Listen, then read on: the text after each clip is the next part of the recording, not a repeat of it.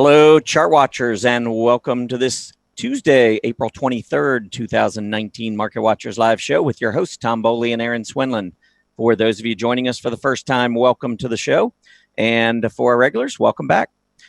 Got a great day going in the market. You can see here on your screen, the Dow Jones Industrial Average currently up 144 points. The S&P 500 currently at 2931.41, up 23 points. That's significant. The highest close we've had on the S&P 500 ever, 2930.75. So we are currently slightly above that. The NASDAQ currently up 91 points to 8106. The highest close we've seen there is 8109.69. So we're literally within just a couple of points of an all-time high there. Russell 2000 actually outperforming today on a relative basis. That's a little different. Currently, we've got the Russell 2000 up 24 points, so up about 1.6%. 10-year Treasury yield continues to drift a little bit lower since topping last week. We're down 2 basis points, 2.57%. Volatility index on the move lower again today, back to 12.34. These readings down below the 15-16 level, especially as we downtrend lower. That's very bullish for U.S. equities.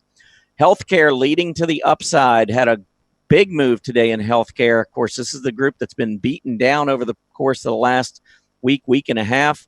Getting a big rally today, though, up 1.68%. The healthcare providers group leading to the upside. Also, you can see medical supplies having a strong day, but really all 5 of the industry groups in healthcare doing extremely well today. All right, we know it's earnings season. Here are 3 interesting reactions that we're getting today from earnings reports last night and this morning. Cadence Design Systems, big gap up. This is one of the strongest stocks in the market. You see it every day on the top scooters among the large cap stocks. CDNS came out, beat top line, beat bottom line, raised guidance. I'm going to talk about it in a little bit. I don't like this candle today. We may see some consolidation for a bit. Lockheed Martin defense stocks have been weak for the most part. Talked about Lockheed Martin, though, being a relative leader within the defense area, and we're seeing it today. Big move up after solid results. And then finally, Twitter. Big move up. I had conflicting numbers on the earnings on Twitter. I'll share those with you in just a minute. But Twitter, you can see one thing's not conflicting is the move today. It is certainly higher, up almost 17%, back above 40. Big move today for Twitter. And, of course, the internet group in general has just been very, very strong of late, Twitter adding to that strength. All right, Erin, hard to believe. I didn't think 3 or 4 months ago we would be talking about all-time highs, but the S&P 500 trying to close at 1 today. I know, a lot faster than I thought. Of course, I thought the market was going to be continuing lower.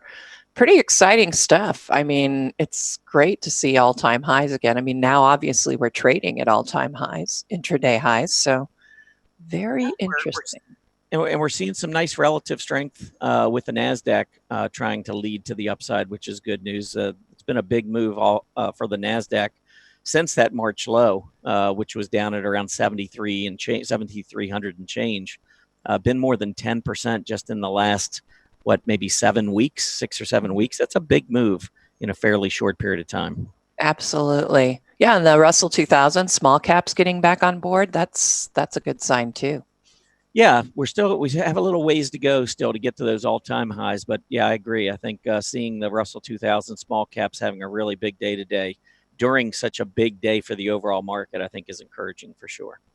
Yes. All right. Well, I know we've got a big week coming ahead and a packed schedule as always. So let's go ahead and get through the upcoming schedule. And as you can see, tomorrow it's going to be great. Danielle Shea, she trades options. If you're interested in options, she is going to be here tomorrow talking technically, a new segment that we've been debuting on Thursdays. Greg Schnell is going to be here next Monday. You cover for me. I'm not going to be in. And I will have a workshop as soon as I get back on April 30th. And then my dad will be joining us on Wednesday, May 1st. So that'll be exciting. We'll see how that all goes. All right, but for today, our agenda, breaking it down, we're going to look at financials. That's Tom's workshop today. Jetblue is going to be our first 10 and 10 symbol, JBLU. And finally, I'll finish off with the scooter report. So let's go ahead and get started. Technical news and headlines. All right. Well, first, let's talk about the economic reports that were out this morning. You can see the March FHFA House Price Index rose 0.3%, slightly below the anticipated 0.4% rise. March new home sales, though, look at that number, very, very strong. The consensus estimate, I mean, you can see the 645,000 there, but the range that I saw was from 630,000 to 660,000. The actual number was 692,000, which was way above anyone's estimate going into this report. So, when you take a look at the home builders, which I'll show you in just a second, it's again a signal that technical analysis, watching the price action, sometimes is many times much more important than waiting for the fundamental data to come out. But first, let's take a look at the 10-year Treasury yield. 10-year Treasury yield still struggling to get through 2.60%. But I would say you've got support down around 2.54. So in the very near term, let's just watch this level to see whether or not we can make another breakout and take out last week's high, or whether we begin to roll back over again to the downside. As long as we have growth in our economy and historically low interest rates, I think that's really what traders and investors are cheering right now. Based on the all-time highs that we just talked about, and the fact that the 10-year Treasury yield continues to move lower, it's kind of maybe a nirvana for equity traders, knowing that we've got solid growth and the Federal Reserve remaining very dovish. But I wanted to mention or pull up this home builder chart, home construction, because this is, we saw the bottom back in October. Even though the stock market went to the low, the S&P 500 bottomed in December. The home construction group actually bottomed in October. So we have been seeing some nice relative strength since that bottom. And one way you can do the relative strength is simply to use the colon relative to the S&P 500. When I do that, I like to get rid of the candlesticks and use just a solid line. But if we pull up the relative strength, you can see home builders breaking out to a new relative high, clearing the January high. And that was on the heels of an uptrend followed by sideways consolidation. I find this to be extremely bullish for the home building group. And we've seen this and we've talked about it. I could go back also and pull up the Dow Jones U.S. home building group and pull up that weekly chart, the long-term weekly chart. Remember when we were trading down below that 20-week moving average, talked about how important it would be to get above and continue to hold that rising 20-week moving average? Well, we are certainly doing that. And now we've got a weekly PPO in positive territory. So some really good action here in the home building group. All right, earnings reports. Man, we are getting a bunch of earnings out, and they're hard to really keep track of. But one in particular, right there on top, CDNS did beat on their bottom line, beat on their top line, and clearly been an outperformer with an extremely high scooter ranking. We have been pointing out for some time this has been one of the best performing stocks in the market. Unfortunately, I don't really like what's going on with the candle today. But before I get into that, you can see the other stocks that reported. Lockheed Martin down there. Look at Lockheed Martin's beat. $5.99 versus $4.29. Technicals have been telling us Lockheed Martin's been one of the favorites within the defense group for quite some time. And now we're seeing it with their earnings report. Now we know why. Twitter, I wanted to point this out because I saw I think it was on briefing.com. They showed Twitter beating estimates 37 cents versus 15, but on Zacks, it was 9 cents versus 15. I have not confirmed which of those is correct. So if you like Twitter, if you're going to trade Twitter, you might want to check on that. Although I do have to say the stock reaction suggests that it's probably the 37 cents versus 15. That's certainly the way the market has reacted.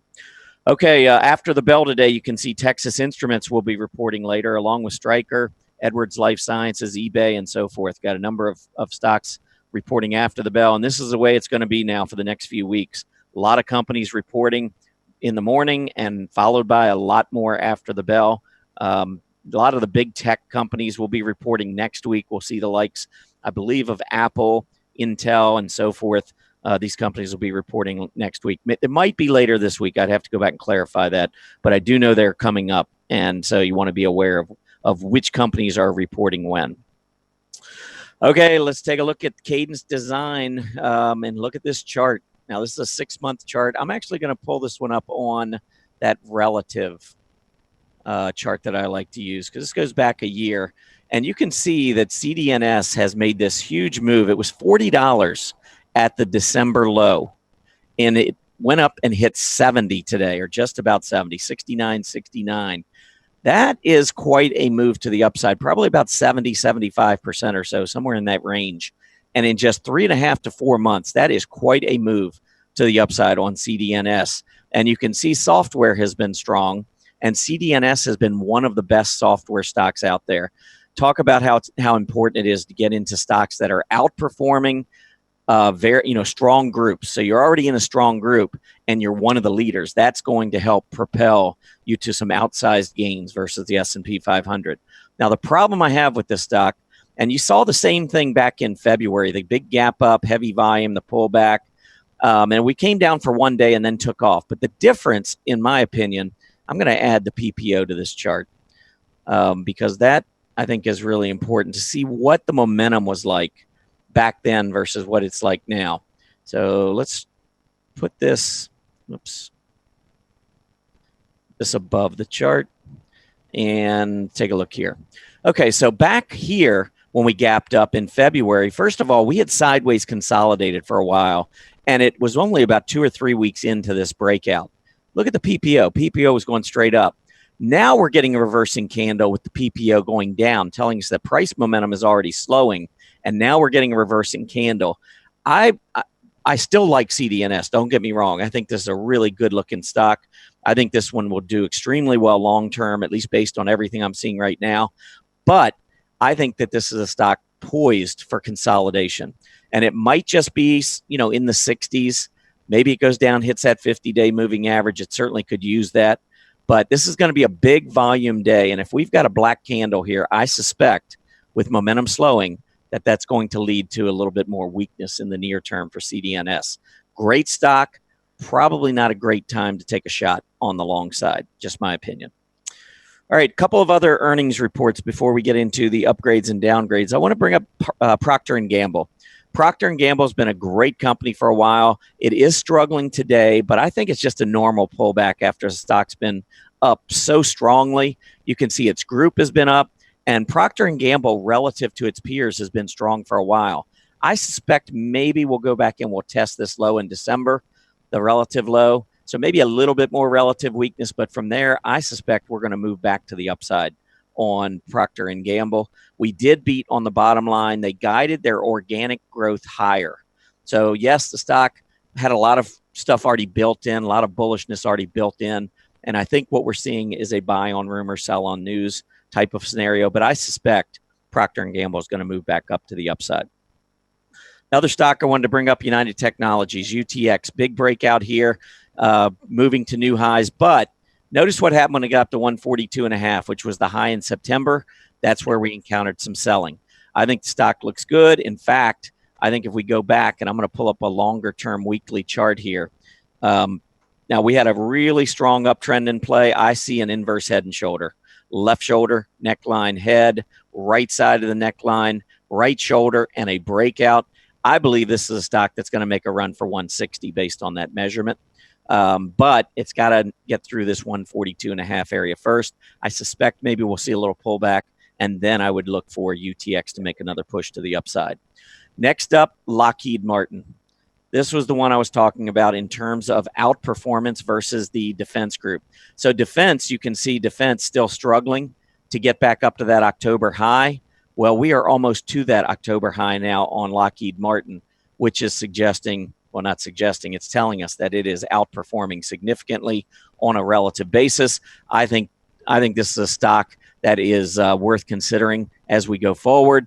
I'd like to see a pullback. I think today's open, which was at 326 and change, is going to provide some good support at some point in the near term. Last one I want to show you is Twitter. Twitter, couple things here. Number one, sideways consolidation breaking out. That was solid. I do want to go back and confirm to see what they did with their earnings report, whether or not they actually did beat on their bottom line. But one thing that we cannot deny is the fact that internet stocks relative to the S&P 500 have just broken out to about an 8-month high. Internet stocks are performing well again, and now we've got a nice breakout on Twitter, something to keep in mind. All right, upgrades, downgrades, Erin, what you got?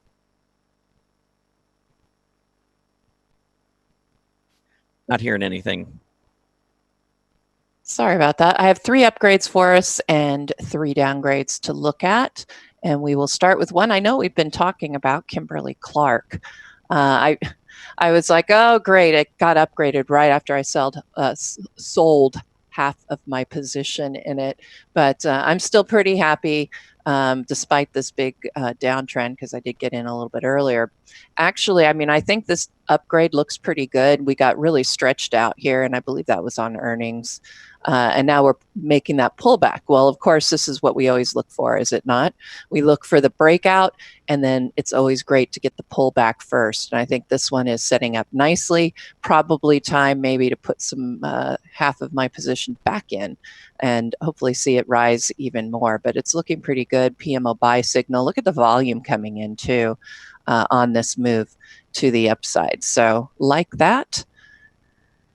And it was upgraded by 2, actually, Macquarie and Argus, neutral to outperform, and then Argus had a hold to a buy with a 150 price target. So looking pretty good there. Trivago, and I believe these guys compete with Booking.com. Guggenheim upgraded them from neutral to a buy. Their price target is now 550, which, as you can see, would line up right about here at that overhead resistance at the March high. We did get a breakout in the short term from a declining tops trend line, but as you can see, struggling a little bit with the longer term declining trend. You've got a 50 well below the 200. You know, it's great to get the upgrade here, but you need to be a little bit careful, because we are looking at a very bearish configuration of the EMAs. And I really don't like it when the 50 is that far below the 200. Certainly, you're going to have that opportunity for a nice big move to the upside. Eventually is what the hope is, of course. But right now, I'd be a little concerned. Notice the OBV taking a dive here. Right before this move to the upside on that heavy volume for selling. So keep an eye on that one, but it was upgraded today by Guggenheim from a neutral to a buy. ZTO Express, UBS upgraded it from a neutral to a buy today. I like this one. Not going to lie. You've got the PMO buy signal already came in. Of course, I like to get in just before the buy signal, but that's okay. Looking at this particular chart on the upgrade, I see a flag formation. We're getting the breakout today, currently trading above that flag. I'd like to see a 3% move to the upside to really confirm this flag pattern. But I think we're on the right track here, especially with that upgrade and the PMO buy signal. Everything's looking pretty good here. OBV rising, Scooter rising and in the hot zone. If you do the calculation, I was calculating it up, and we'd be pretty much right in between these areas of overhead resistance. So I'd watch the $21 level first of all, and then the next level, of course, $22.25. And I don't think that there'll be too much difficulty getting there. All right, look at a few downgrades. Crocs was downgraded today by Piper Jaffray from an overweight to a neutral. You know, I marked the rising bottoms trend line here for Crocs, and we are currently breaking down below that. And if you want to look at it in a shorter term, you know, looking in the thumbnail with the more steep rising bottoms trend line, well, we're definitely well below that. Keep an eye on this one. Notice the PMO has turned down with this move to the downside. It is an over 3% downside move, so not a surprise. You know, we could still find support here at about that $24 level, something to consider. But also something I just had noticed when I was looking at the chart, you know, most of the charts we look at, they had a lot of difficulty, obviously, with the bear market move to the downside in December. But you can see Crocs really wasn't that affected by that. But you know what? It wasn't really affected by a nice rise out of its December low. We're actually trading just about where it was at the December low. So I just found that kind of interesting. But I'd be looking at the support about 2350 or the 200-day EMA. At this point, I do see a breakdown in its future. And if you really want to get down to it, I think you could make a case for a pretty large head and shoulders that has formed here. And we might be heading right back down to that neckline. If we get the breakdown, it certainly would bring price all the way down to this level back from that basing pattern, I would say in July, back to the $16 level. All right.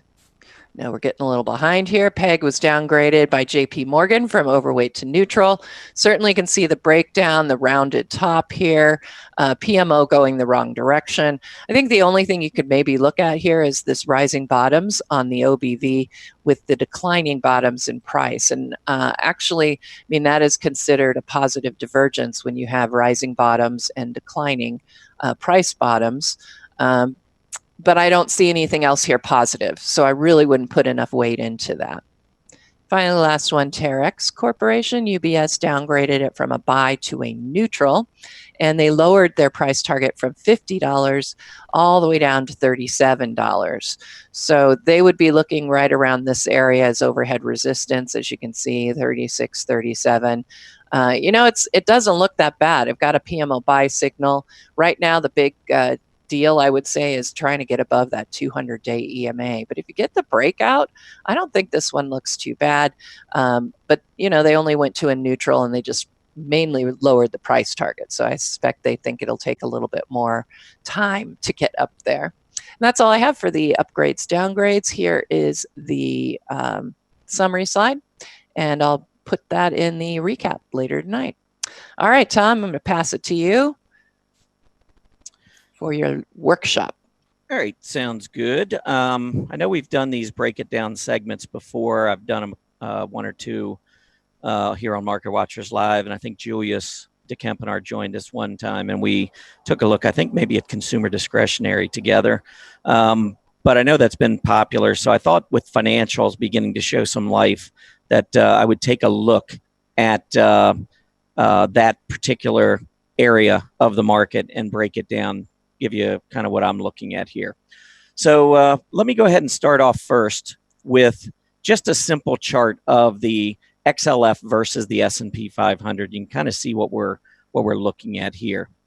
You should have the chart up here, and this is a 20-year chart of the XLF versus the S&P 500. So it's a relative performance chart. It's not performance solely on the XLF. In fact, if you look at this, you'll see we've been declining for a year. That doesn't mean financials have been declining for a year. In fact, we could probably, I'll come back to this chart, but I think if we go in and we take a look at the financials and stretch this out to a year, you'll see that the financials have been participating back to the upside here. So yes, the relative strength has been moving lower, but the actual absolute performance, especially off that December low, has been very positive for the group. But on a relative basis, it has been moving lower. So the question begs, is it ever going to turn back up? Are we ever going to see relative strength and leadership from the financials? Well, one thing that you have to recognize, and I just pulled this up to give you an idea, this is the top 10 holdings of the XLF. So this is 55% of the holdings. And when you look down this list, one thing you're going to notice, JP Morgan, Bank of America, Wells Fargo, Citigroup, and US Bancorp. If you add up those 5 stocks, it represents about 1/3 of the XLF. So 1/3 of the XLF is banking stocks. Now, the reason that that's important to know is that when we go further and take this further as far as what's been leading or what's been lagging within financials, I'm going to shorten this now down to 10 years, which is basically the length of this bull market. And let's change. I'm going to set up the banks versus the XLF so that you can see that banks relative to the XLF have been underperforming for quite a while. So this is throughout the last 10 years. Now, I don't know about you, but I think it's been pretty obvious that banks are holding back the XLF. We probably, and I didn't run this one earlier, but I'm assuming I could also pull up the IL, DJUS IL, which is life insurance, and see similar action. I mean, it's been mostly the last 5 years, but you see how life insurance and banks have been struggling. There's a reason for it. And it's really important if you're investing or trading in this area that you understand why these groups are underperforming. So if I pull up life insurance versus the XLF, I'm going to go down here in the bottom. I'm not really interested in using the RSI. Actually, I don't want price. Let's go up and take a look at the correlation. So we're going to correlate the direction of life insurance versus the XLF to the direction of the 10-year Treasury yield. So I am going to put that in there. I think this is what I'm looking for here. But essentially what you see, we've had some periods of inverse correlation, but if you look back over the last 10 years, it is mostly positive correlation, meaning that the direction or the relative performance of life insurance companies relative to financials is positively correlated to the direction of the 10-year Treasury yield. So when the 10-year Treasury yield is rising, then there's a tendency for life insurance to outperform its sector, the financials, the XLF. But when we've got the 10-year Treasury yield that has been declining and is low, you see the exact opposite. You tend to see this group underperforming. And so that's one of the big reasons. We can do the same thing with banks. So let's pull up the Dow Jones US Bank Index and compare that to the XLF and look down below.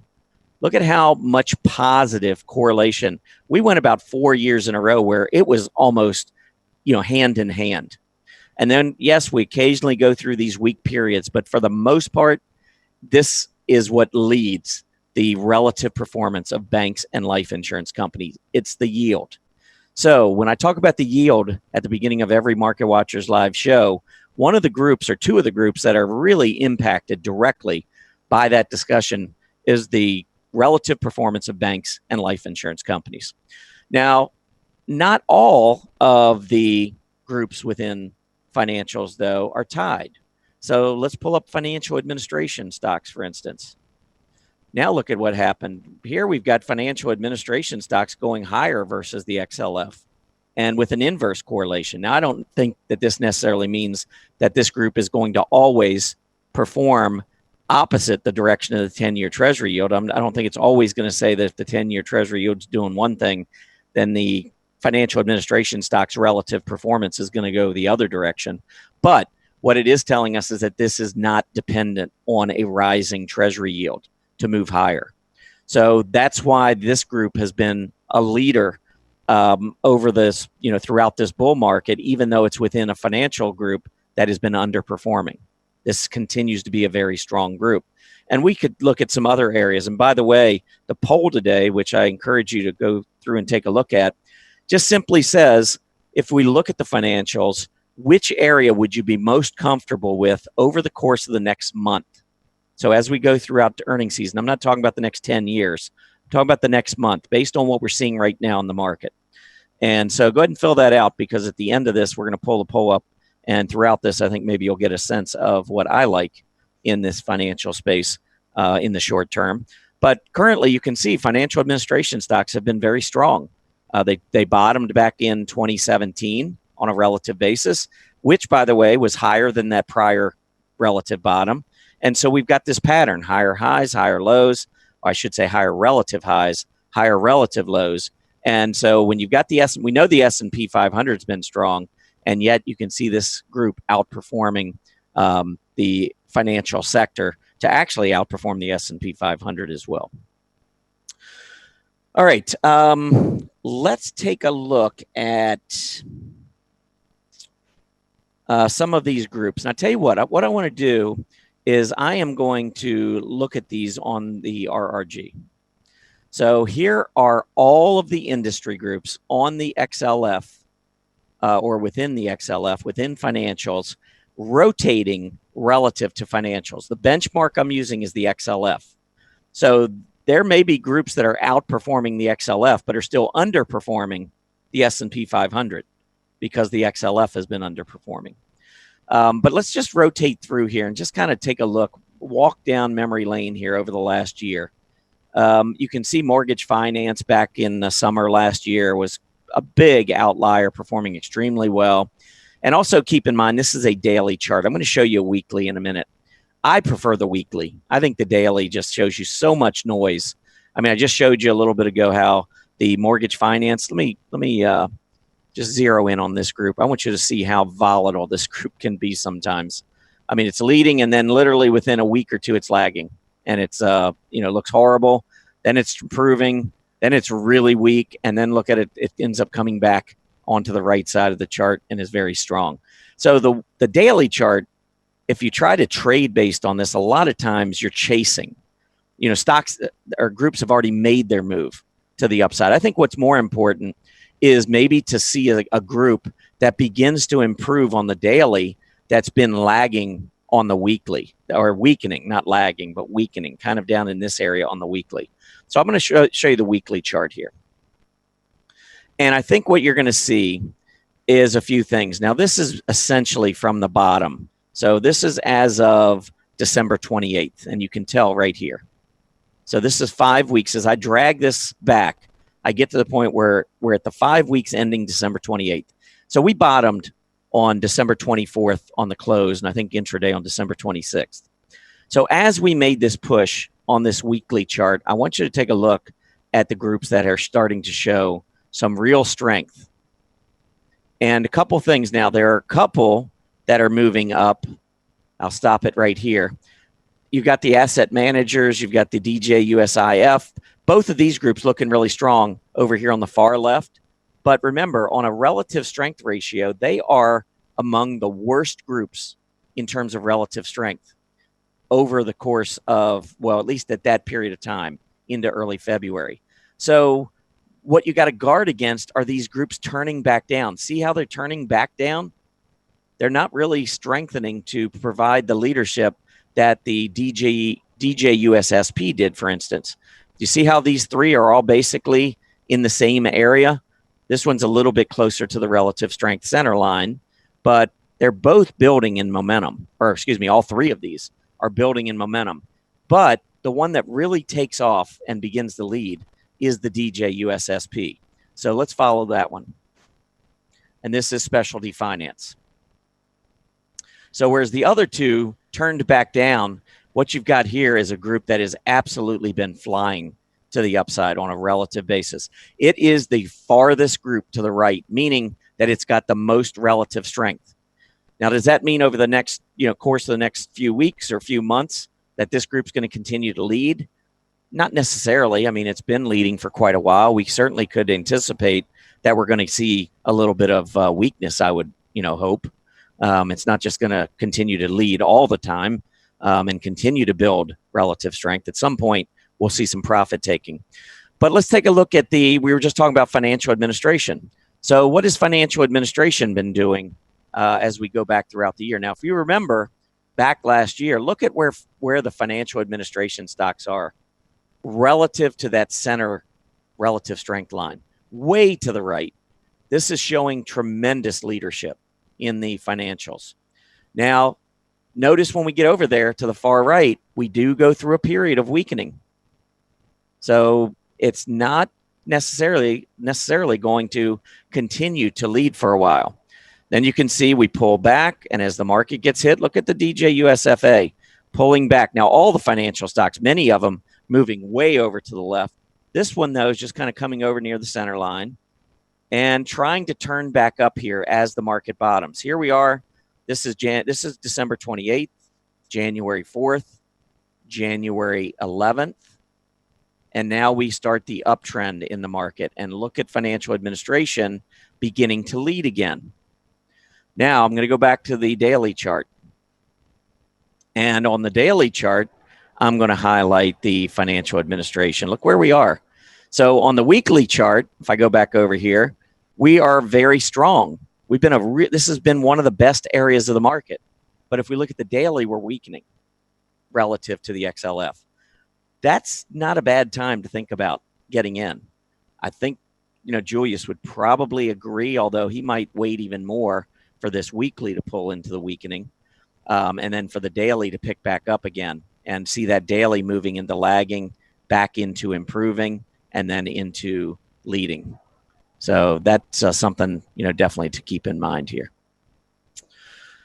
Okay, so that was just one area, but I think, again, if we pull this up and get out of that and just kind of follow during this uptrend on the daily chart, you'll see that many of these groups, most of the groups, have been on the right side of the financials.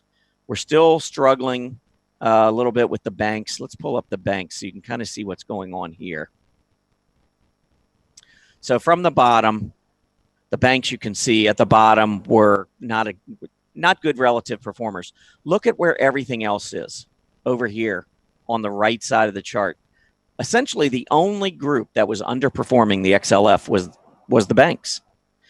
And unfortunately, that's the impact of the 10-year Treasury yield staying down and not moving up. This is a group that depends on the 10-year Treasury yield. And if you want to know why are the financials underperforming, well, look at all of these groups, all of these industry groups that are actually outperforming the XLF.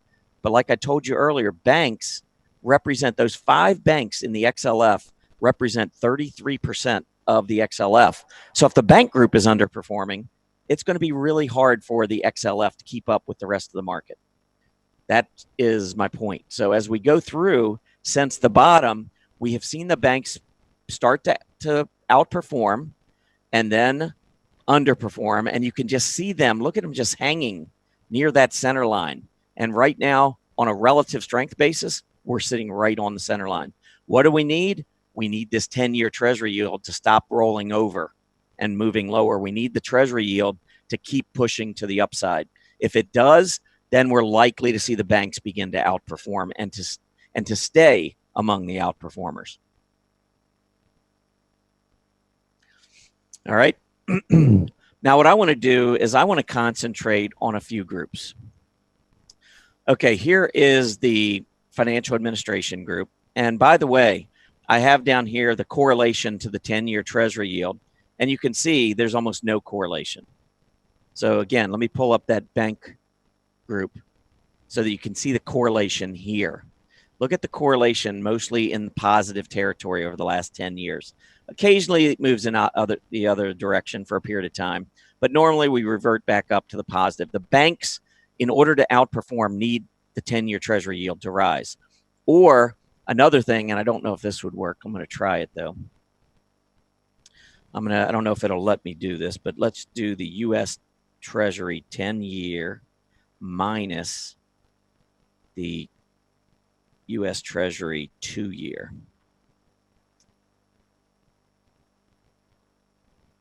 I don't know if this will work. Oh, it did work. But again, I think it's, I guess, similar to what the other one was showing us.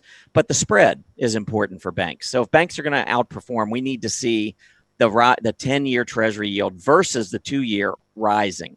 So if that's rising, we would typically see banks rise relative to the XLF because that's what drives net interest margins in banks. That's what drives their profitability, the spread more than anything. Okay, I'm going to go back to that 10-year Treasury yield down below. And let's take a look now at specialty finance.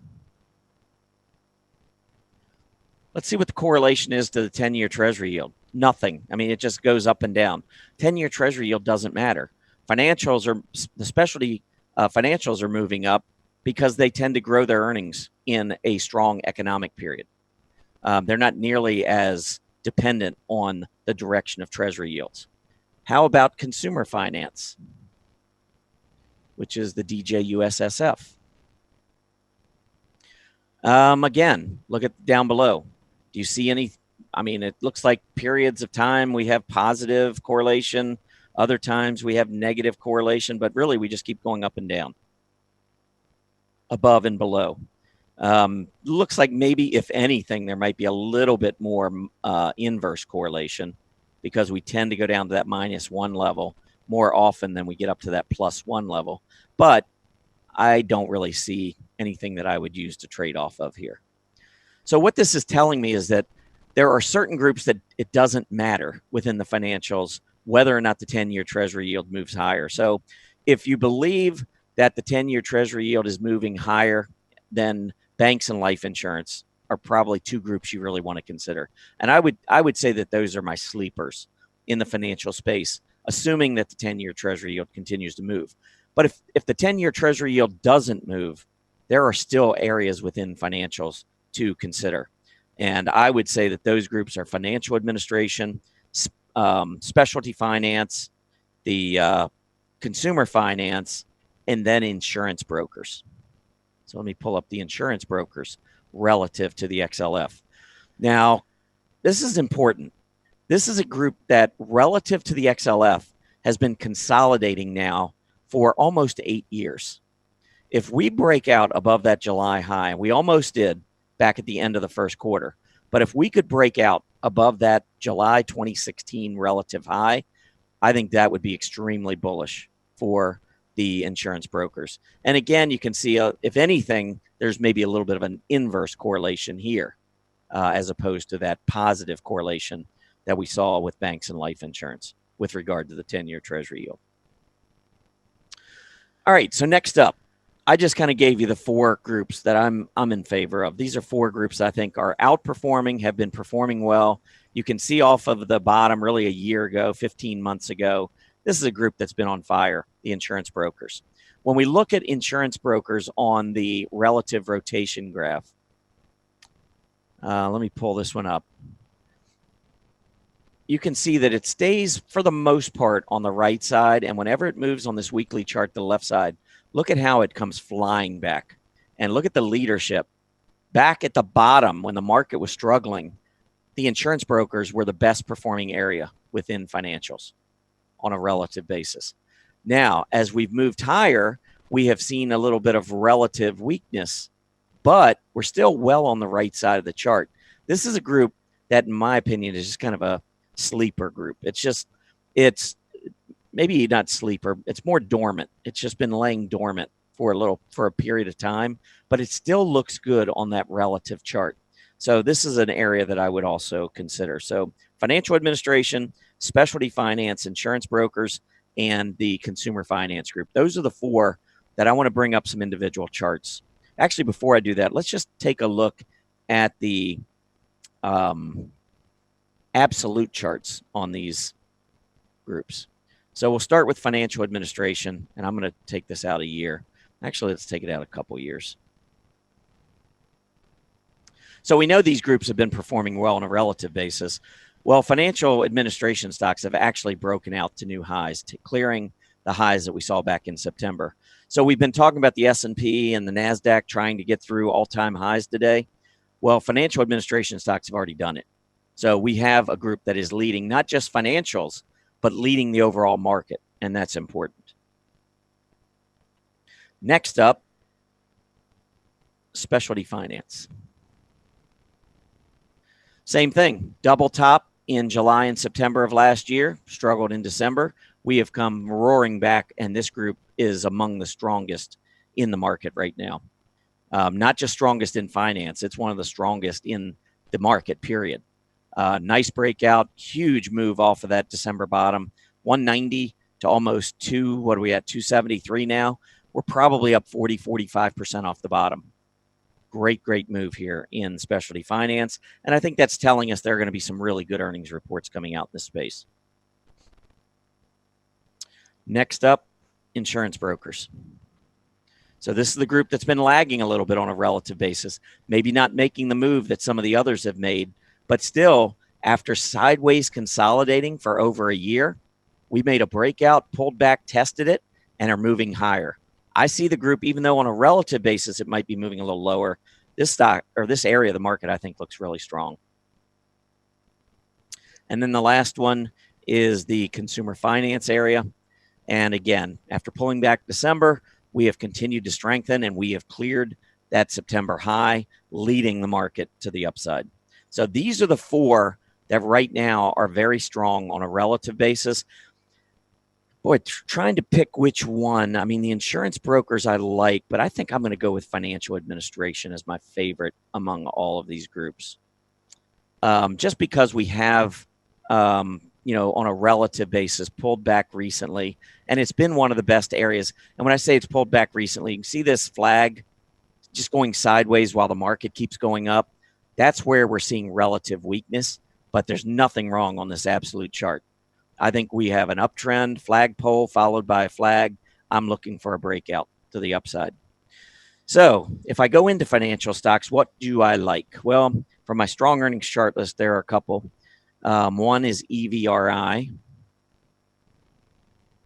And if you look back over the last 2 years, look at EVRI, huge move up. Here was earnings back in March, big move up, pulled back, tested the 20-day. I think we're on the right side of a cup off of this uptrend. I think anything between $10.50 and $10, pretty good area to accumulate, but I suspect we'll see higher prices here. If we break down below about $9.75, $9.80, I'd have a stop in play. That's a good solid area of support. If we fail to hold that, then I think we're going to probably move back down to about $8.90, possibly even into the lower eights, but definitely $8.90, which is where we gapped up with earnings. So no matter how good these stocks look or industry groups look, you still want to make sure you keep your stops in play.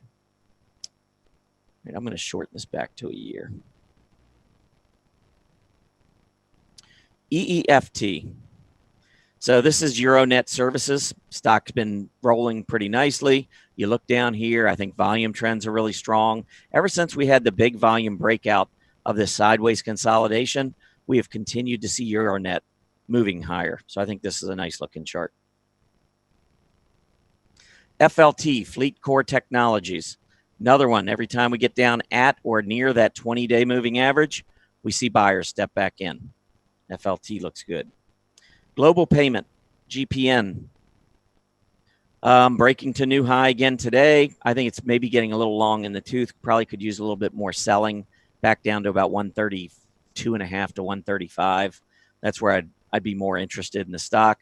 Notice also we broke out above this 130 area, went back, tested it, and then broke out above 132.50. And that's where we've been holding, and that's right where the 50-day moving average is. So this is a stock that I'd keep on a watch list. PayPal.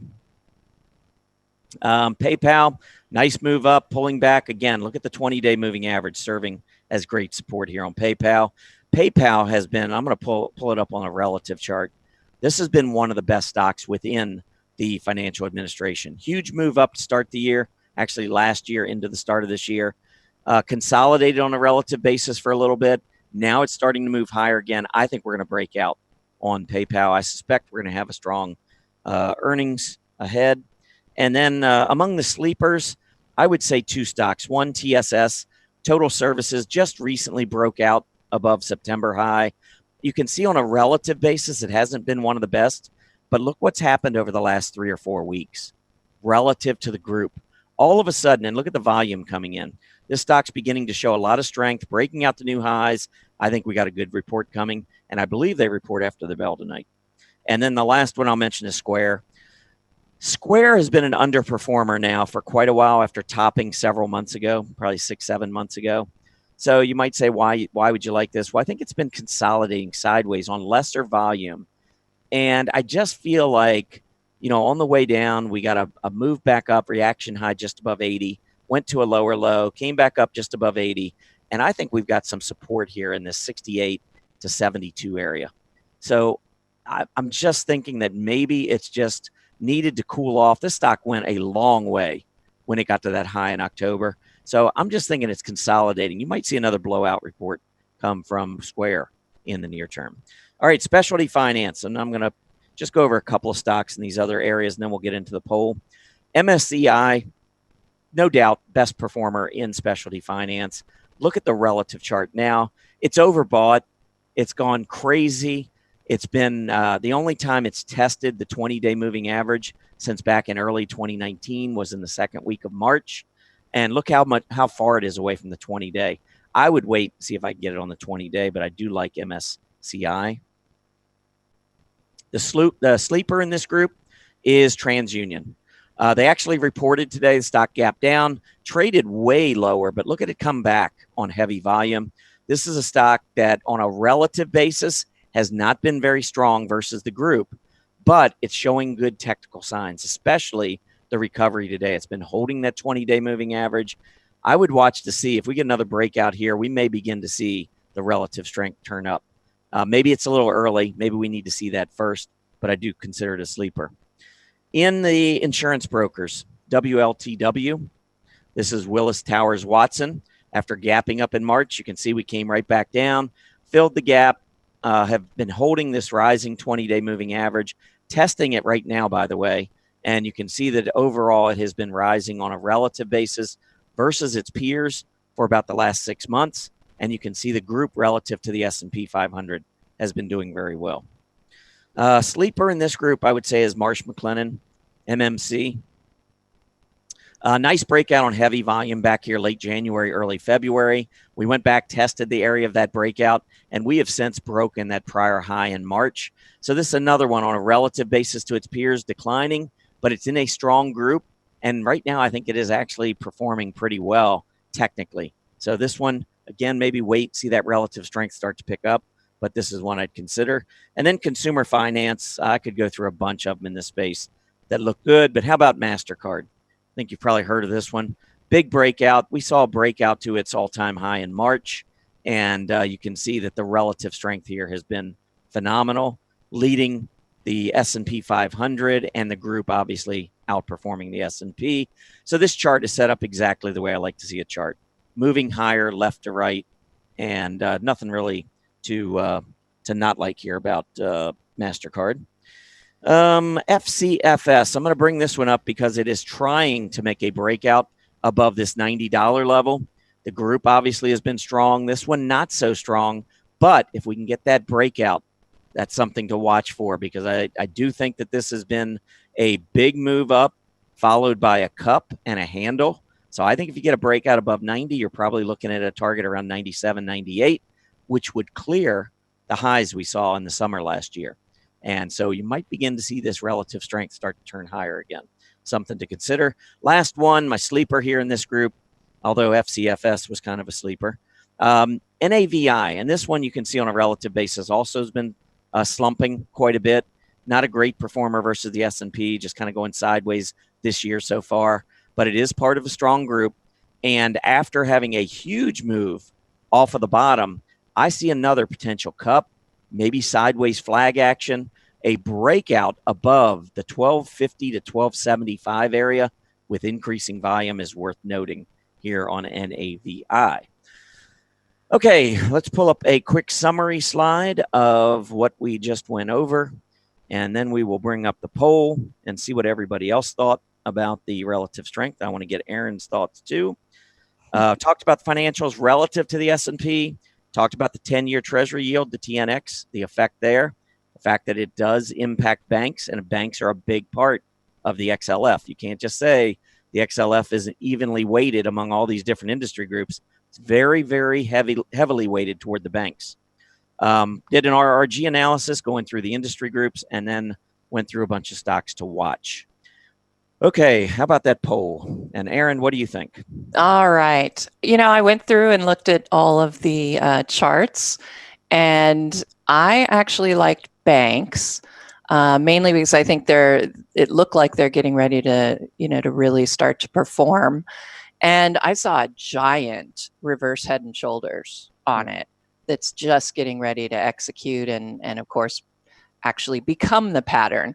And if that fills out, certainly would see a great run out of banks. So that was my favorite one. I thought specialty finance looked great, but it's just a little bit too overbought for my taste. Yeah. Well, definitely the banks. I talked about a lot of sleeper stocks. I would say the banks are my sleeper industry group, but they are very dependent on interest rates, more so than these other groups. So that's what you just got to kind of watch. And the 10-year Treasury yield has started to show some signs of moving up. So I agree. I think if the 10-year Treasury yield continues moving higher, then I really like the banks. So I would just if I went with the banks now, I'd just keep a fairly tight stop. I wouldn't want to see another relative move to the downside, like we've been seeing for the last year, 18 months. Yeah, absolutely. So your pick was banks as well? No, that was my sleeper pick. If I had Yeah, I would go with financial administration. I like the fact this group has pulled back. Specialty finance, I agree with you. I think that is the best group, I believe. But they have been outperforming for so long. There's so much good news built in. Sometimes you get all that good news built in. You come out with these blowout reports, and the price, it's already priced in. And so I think that group could have problems moving higher from here, even though I do like it. But I think financial administration, because it's been consolidating some of its recent gains, I think that could be the group that outperforms for the next 30 days. We'll see. Yeah, we shall see. Actually, I'll keep this in my polls tab in my Excel spreadsheet, and we can come back and check in a month and see which one actually did end up performing the best. All right. All right, but it is time for the 10 and 10. Am I right? I think I am. You are. All right. I do have an RRG. Let me get to that. Hold on right here. All right. I was actually looking at just a few of them because I thought they were quite interesting. Comm services certainly looks to be the most interesting as far as the requests. And like I said, I was looking just at these three comm services just to see where they were going over the past, couple of months.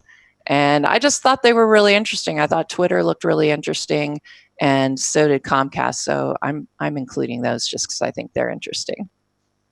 All right. Oh, I'm on the wrong screen. I apologize for that. There we go. Comm services. And then there you are. There's the traveler here. Right there. So let's go ahead, though, and we'll start off with JetBlue. All right. JetBlue, I'm not a huge fan. I'm actually was kind of annotating at the moment. But I'll show you. Just, when I see a stock that's got price, we know what the market's been doing. We're threatening a breakout to an all-time high. And you've got JetBlue moving lower in terms of, its trend. I think, you can clearly see lower lows, lower highs. You've got the airlines that have been doing basically the same thing. So, and JetBlue is one of the worst airlines on a relative basis. And then you come down and you can see versus the S&P, it's struggling. And the group relative to the S&P has pretty much been struggling. So this is the poster child of a stock that I personally would avoid. Now, it does have some nice volume. It's breaking out to about a 6-7 week high. Those are all positives.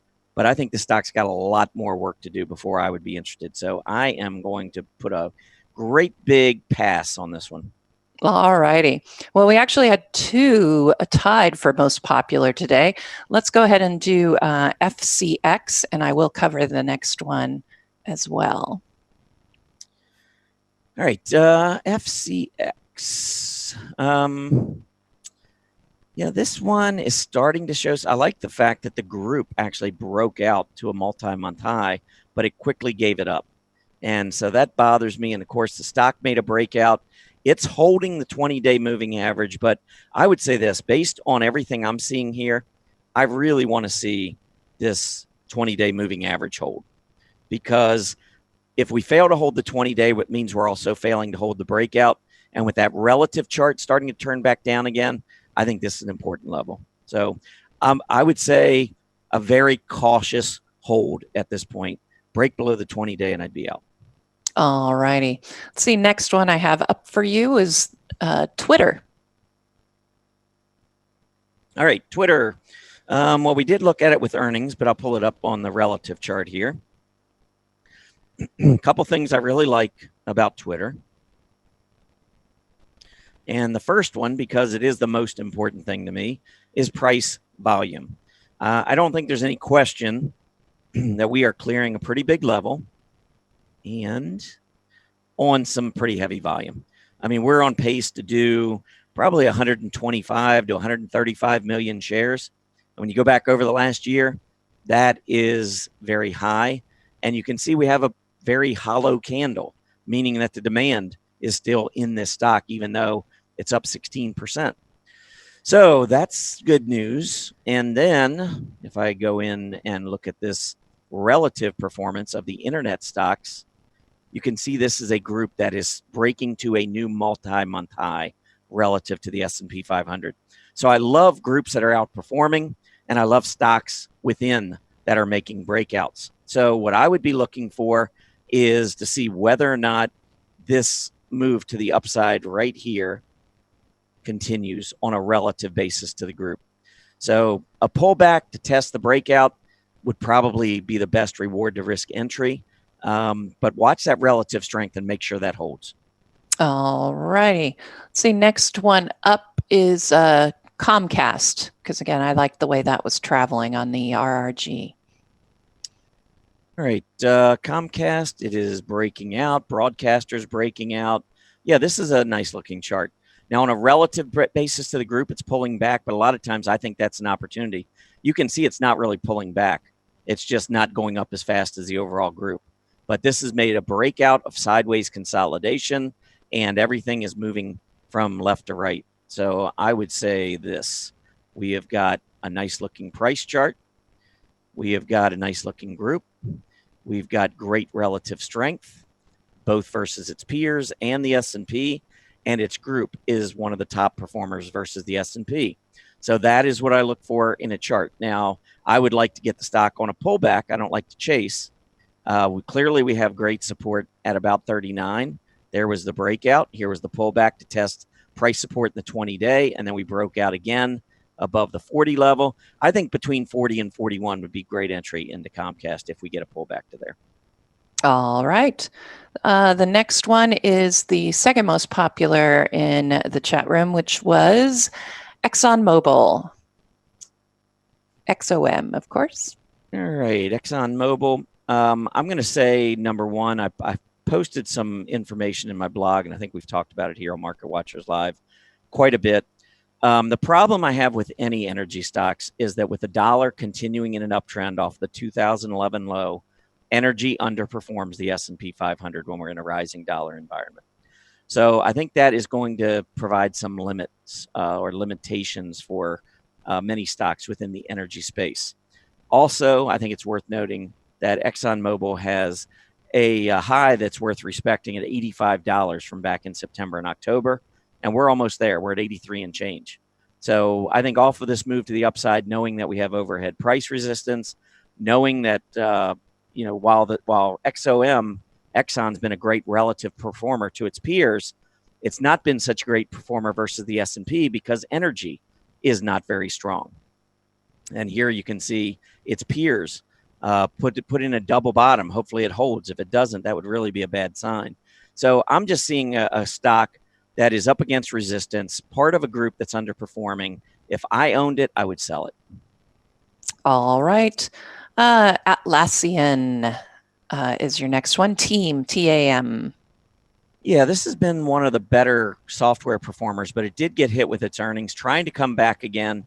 I think that I'd watch $100, maybe $98 to $100 to the downside as support.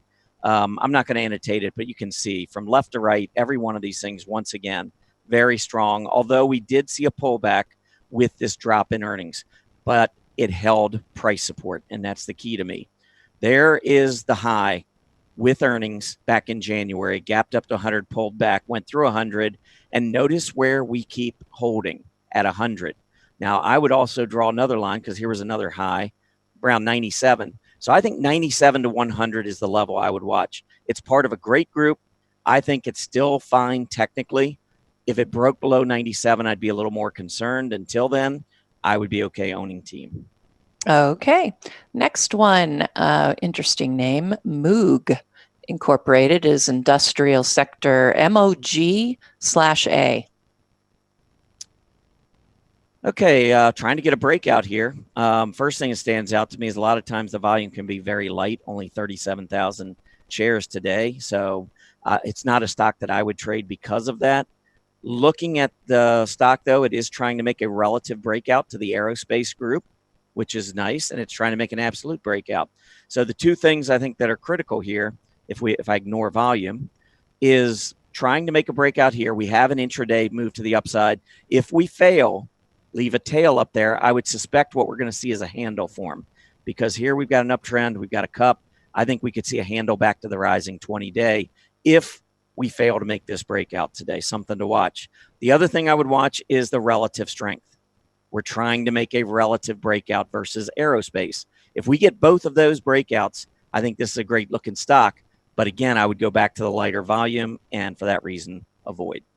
Okay, let's see. Next one up will be Kohl's, KSS. Oops. KSS. Okay, nice move to the upside here. First of all, apparel retailers are beginning to strengthen again, which is good. Kohl's relative to the group, it's hard to get excited. It seems like every time it makes a relative move, it just falls right back again. So I think if I was trading this one and trading this breakout, I would want to see the breakout hold. Or at a minimum, the rising 20-day. So here was the breakout. We could actually go up to that gap, this gap right here. That's where volume really picked up on all the selling. But I would come back to the other gap. So we got top and bottom of gap resistance here. We tested the top once before. We're doing it again. Today's volume is very heavy, though. So I really am going to pay a lot more attention to what it does from here, given that high volume. We're going to do probably 16 to 18 million shares today on Kohl's. That's very, very heavy. So let's see if we can get that breakout. All righty, next one up, and I think they've been in the news, not in a good way. Tesla, TSLA. Yeah, Tesla with the exploding car, not good. Automobiles in general, I've said before on the show, I don't like automobiles. They've been underperforming the S&P 500 for over 5 years now. So if you're going to try to beat the benchmark index, it's going to be very challenging to do so in a group that underperforms. But if I pull up a weekly chart, and this kind of shows you, here's autos relative to the S&P, and you can see 2019 been a laggard. We had a little bit of a pop in the summer last year, but then again, it just falls apart. I'm just not a fan of the space. But I am going to pull up a weekly chart on Tesla and annotate that because we're at a key support area. And this is what I would hang my hat on. Again, I'm more of a momentum trader, so I'm not a huge fan of trying to carve out this bottom that we see. But I'm going to say 245 to 255 is a major intermediate to long-term support level on Tesla. And we've been downtrending now for several months, and we're close to that level. So if you're more of a value trader or you really like these long-term support levels, then I would say Tesla is for you. I need to see more than that. I don't like to just trade off of support levels. I like to see stocks that are strengthening and that pull back to a support level. This is not the case here. So I would personally avoid Tesla for now. All righty, let's see the last one. How about Acadia Healthcare, ACHC? All right, I'll pull this up on a relative chart. I mean, it's been moving down. It's consolidating. It's in the healthcare provider space, as you can see, which has been incredibly weak. We are starting to see a bounce in the group, but it's off of oversold levels. I'm not sold that this is a huge move back to the upside at this point. And you can see ACHC is outperforming its peers, but because its peers have been so weak, it's not exactly outperforming the S&P 500. So when I look at this chart, I don't see anything that's overly exciting. If I annotated here and I wanted to hang my hat on something, I would say if we can get this breakout, then maybe keep an eye as we go forward on the rising 20-day moving average. So, but we got to get the breakout first. The volume, look at the volume, very weak. Trying to make a breakout on weak volume doesn't exactly excite me. Again, I would pass. If you like the stock, watch it. See if you get a high volume breakout. If you do, then maybe use that rising 20-day as a stop. All right, well, that does complete the 10 in 10. Here are the symbols that we just went over. I will have these up in the Market Watchers live chart list at the end of the show. Just go to the Articles Blogs tab, click on the Market Watchers live blog, and the link to that live chart list is right there at the top. But now it is time for our final market update. All right, here we go. Obviously, a really good day in the markets.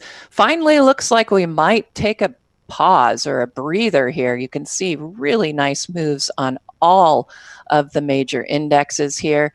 Look at mid caps making that great move. And now it looks like we could be forming intraday flags. So we could see even higher prices. And of course, we've been talking about making new all-time highs. And intraday, we've managed to do that. But let's see if we can close at a new intraday high as well. All right, so as you can see, Canadian markets also following suit right now. Really, the best performer is the NASDAQ. It is up over 1.25% currently. Treasury yields are lower right now, reading 2.567%. The VIX moving sideways, right there between 1225 and 1250, still in that complacency range. UUP, big gap up, but consolidating sideways. Consequently, we did see a big gap down for gold, but it is now retracing and has picked up most of those losses, taken them back. So we could see gold, at least it's not going to be suffering quite as much so far, at least today, if it can continue moving higher. GLD is at 120.18. USO is up slightly, 12 cents, reading 13.79. TLT, kind of choppy trading going on today. We've got a gap up and then almost a diamond formation here, usually considered a bullish pattern. We'll have to look and see if we can't get the breakout from this declining trend that started back here and is continuing now into today. Of course, skipping that little area there. All right, let's look at the sector summary currently. Who is in the lead? Interestingly enough, healthcare is really having a great day, up 1.88%, as you can see. Comm services, consumer discretionary, and real estate all up over 1% currently. Pretty much all of these sectors are up over 1%, with the exception of materials and financials. Laggards, utilities, and consumer staples, although they're only down just a little bit of 0.15, 0.19%. So not too bad. That's all I have for the final market update. Going to pass it to you, Tom, and get ready for the scooter report. Yeah, consumer discretionary certainly has my attention. You can see on a 2-year chart that it is making the breakout above that September-October high. And if I add the S&P 500 in here and change this from candle to a solid line chart, you can see on a relative basis, we have made the breakout again versus the S&P 500 here in April. So this move to the upside, I believe, is incredibly bullish. If we don't make the all-time highs today and break out the new all-time highs today, I believe they are coming. If we pull back from this level, it would certainly make sense technically. But we may just continue rocking and rolling right through this level, especially if the earnings continue to come in strong. And I think for the most part, what I've been seeing so far are earnings that are better than expected. The S&P 500, I think a lot of the companies in the group have had the bar lowered, and these companies are coming in and really just blasting through, for the most part, these lowered earnings expectations, and that is sending a lot of folks moving into equities. All right. Let's see. Let's go ahead and we'll get started with the scooter report right now. Let me go ahead and start that. And what I decided to do, because I always try and take a little bit of a different angle every time I do this particular segment, I'm going to start us at the sector summary before we move into looking at some scooter ranks. If you do want to know what scooter is all about, recommend you go up here and do the search on StockCharts. Just type in scooter and away you go. There we go. And then support articles, chart school articles is what I would be looking for. And there you are. And this will go through how this is calculated, the StockCharts Technical Rank. And what we do always like to point out is that when you are looking at the weighting for our StockCharts Technical Rank, notice the intermediate and longer term weighting is really taking up the most of that rank. So when you look at the rank, think of it as more of an intermediate term or even a longer term indicator, because that's what's being compared. Short-term indicators are only 10% of the weighting for the scooter. So I did want to show you that. But let's go ahead. I'm going to start us on the charts and tools page. I'm finding this to be extraordinarily helpful because all of my summary pages, everything is here. The dashboard's great, but I think this is great when you're going for these sector summaries and scooter reports. I'm going to show you the sector summary, mainly just so I can get to the sector candle glance, because I wanted to look at what sector did I want to concentrate on for my scooter report, or for the scooter report. And so I wanted to look at which ones were doing the right things as far as what I look for. And, you know, when I was looking at the sectors, obviously we have some performing better than others. The ones that really I found interesting were, one was comm services, and you know, a lot of you out there are interested in it because that did lead as far as requests for the 10 and 10. But I have the buy signal and it is still rising. My only concern here is that it's making that run. You can see the really nice breakout today, but we're starting to look a little bit parabolic here. Not to say that the run is over, but I do have a PMO that's a little bit on the overbought side, because typically this runs between a -2 and a +2 as far as the range goes. So I think this looks like a great group, don't get me wrong, but I just think it's a little bit made its run. I don't want to chase too much. And you've got similar situation here with technology as well. So the one I thought might be interesting to look at was actually industrials. And the reason being, we just recently had this breakout. So we haven't been on a long straight run here to the upside. We did get a pullback, but now we're starting to break out just again. You can see the PMO buy signal lining up here. And as far as the range goes, you know, we can see that it's been down as low as -3, almost -4, which means that the PMO still has room to the upside as far as the normal traveling zone for the PMO. So I thought that one looked interesting. So that's what I'm going to concentrate on for my scooter report. So let's go ahead, and I'm going to go back here to the charts and tools, and I'm going to just pull up the scooter reports. There we go. Now, one thing I wanted to do as well is I really want to look at what's doing the best over 1 week. I mean, it's great to look at which ones are leading right now and which ones are having the, you know, the biggest changes going on right now as far as their ranking. But I want to see what's going on at least for the last week. I just want to have a sense of that. And since I want to concentrate on industrials, and actually I'm going to do small caps today. We don't look at those too often. So I'm looking at the past week as far as the scooters and what has happened to them. But I do want to concentrate on industrials. So I'm just going to type in industrials here, and notice all of those arrive near the top. Now we can, right now we can, you know, we can also do the sort on the industrials for the scooter and the highest ones. I like the strong ones, don't get me wrong, and especially in small caps, but I really am going to try and look for StockCharts Technical Rank scooters that are more in that mid-range, more like 70, 75 is what I would consider. But I also want to pay attention to volume, because I'm in the small cap category. You have some that aren't even trading today. So, you know, I want to avoid these. So I keep that in mind on this column. And I've got the highest volume, the larger cap of the small caps as far as what's going on in trading. I think those are going to be a little safer. So I've done the volume sort. Now I'm just going to start looking down here, and I want to see some of the scooters that might be interesting in the larger of the small caps. So one of the ones that I noticed here was Heartland Express. It's at a 72.2. It's gaining 15 scooter ranking points here today, over the past week. So I think this one might be interesting.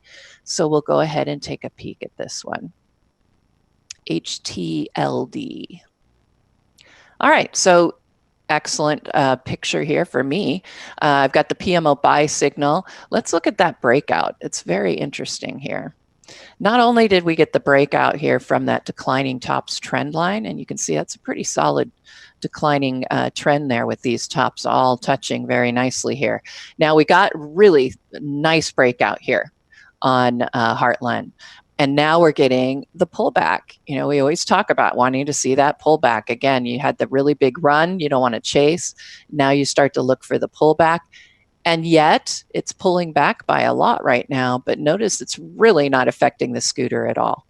So I would consider this one probably strong in that particular category. And of course, where's the scooter? It's been rising. Usually it does manage to hang right here in that hot zone or just below it with ranks of 75 or larger.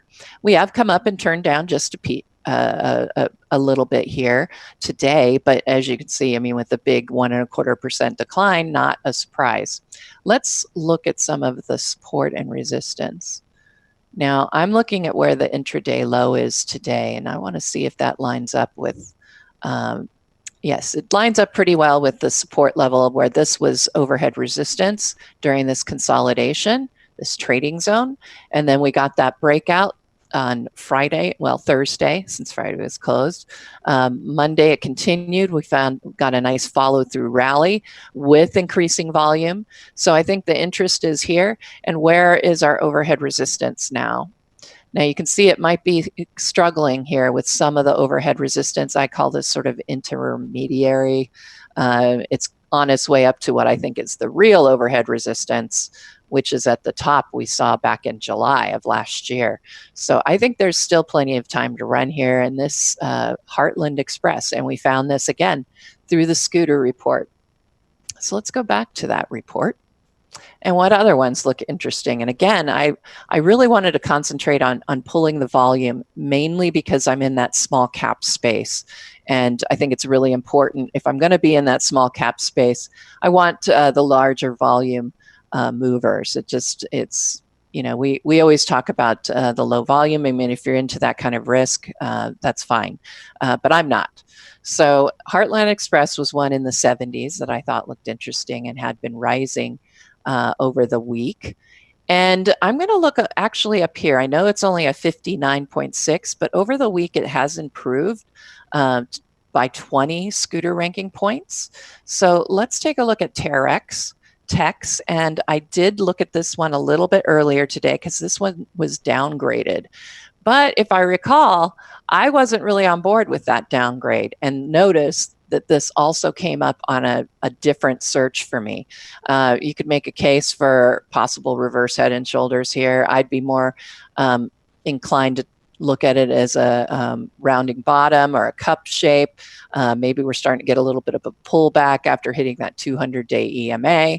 But you know, I like the way this PMO is set up. It turned up above the zero line, which tells you there is some strength as far as the momentum is concerned, despite the fact that 50 is below the 200 right now. So like I said, TEX, T-E-X, I'm not going to spend too much time on that one. All right, what are some of the other ones in this space where we've got the scooters that I want in that 70 range? All right, Spirit Airlines. I know we looked at JetBlue today. Granted, it has lost some scooter points over the past week, but let's go ahead and take a look at that anyway. I know this is one we talk about a lot as well. SAVE, S-A-V-E. And notice, really nice look on the PMO. We got the buy signal in oversold territory, and the PMO is just now getting above the zero line. And the scooter is usually hanging out right above the 50 and into the 90 area, at least since March, and that's still pretty strong. I like that. So I think that the scooter ranking there is telling us we have some more that we can do in the intermediate to longer term. 20 is about ready to cross above that 50-day EMA, and that is going to give me a decision point intermediate term trend model buy. So I like the look of Spirit Airlines right now. That one is pretty interesting as far as the industrials go. Let's look at a couple more before we close out things. And then I'm going to I'll show you how we can do this for in a different way as well. Summit Materials, that has gained over 25 scooter points this week. It's at about 57, but we haven't looked at building materials, so I'm going to take a peek at Summit Materials, just based on what's going on with the scooter. All right. And here we go. Look at that. And again, all I did was look at the scooter. I'm not looking at what's happening with the PMO because I can't see that. I'm just looking at what the scooter rankings are and where they have gone as far as improvement. And look at this. PMO buy signal just came in on this one. It is struggling with the overhead resistance. Let's go ahead and annotate a little bit here. All right, and this is shorter term. I'll skinny that up a little bit. And really interesting. You've got it, what used to be support turned into a resistance. Let's see, get a little bit of support up here. That lines up a bit here with that January tops, November, December.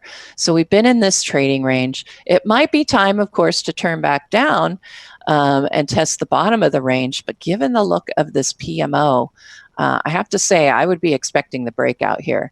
And if we got the breakout, the next area of overhead resistance would be right around that 200-day EMA or just above $18. But I like the look of this. And I think, look at the scooter here. And that's why we picked it out. Remember, it's made a move of, well, what was it? 24, 25, 25 moving up. So again, small cap, picked it out just using the industrials sort.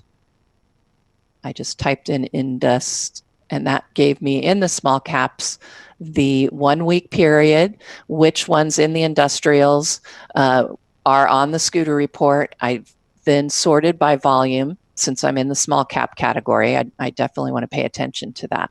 And then we just went down and we're starting to look at the ones that have these interesting scooters. So let's continue down. I know I was looking at, okay, yeah, Builders First Source. It has lost a little bit on the week, but I like where it's sitting as far as the scooter. And I'm just interested now in some of the other building material stock. Now we looked at Summit. Let's look at Builders First Source and just see if it's competing. Definitely a different picture, right? We have the sell signal on the PMO instead of the buy signal. It hit the 200-day EMA and fell back down. Looks like the 50-day EMA is holding as sort of support right now. Obviously, we didn't hold it before, but at this point, it does seem to be trying to hold that 50-day. But that tells you the difference just in looking at these scooter ranks. So Builders First Source, it was in building materials. We had a little bit lower, and then we were moving lower for the week. And what was the difference between Summit Materials? We had a similar scooter rank, but we've gained 25 on the week. So I think that looks pretty positive as well. So let's go ahead and take a look at that summary slide. For our scooter report today, I started with that sector summary candle glance. And that gave us the idea of where we wanted to look at the, let's look at, yes. So we looked at the symbols, the sector summary. I used the candle glance to pick out which ones I thought were looking the best. And then I went to the scooter report. I then went ahead and looked at the small caps. I did an industrials sort just by typing industrials in the search box. Then I did a volume sort since I was in that small cap space. And then we just went down and looked at mid-range scooter ranks and mid-range scooter ranks and moves over the past week based on also on volume. So we picked the ones that weren't too low on volume. So Tom, it wraps it up. That is what I have for the scooter report. I can't believe the show's almost over. Yep, and I can't believe the NASDAQ's up another 100 points to 81.15. Oh my goodness. Unbelievable. It's just going to be one of those days. And isn't it crazy? I mean, the sentiment yesterday that I reported on was really showing neutral to bearish for the week, at least as far as sentiment is concerned. So, wow, big move. That's going to do some lowering of that VIX. Yeah, and the history of the market this week it tends to be somewhat bearish. So I don't know. We got some definitely got some work, I guess, to do to try to get through some overhead resistance. But market's trying to do it. That's for sure. Indeed. Pretty exciting day. I don't know about your portfolio, but mine's pretty happy right now.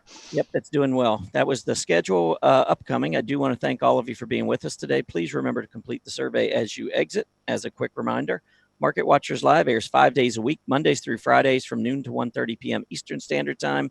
Have a great Tuesday afternoon, everyone. We'll see you back here tomorrow. Happy trading.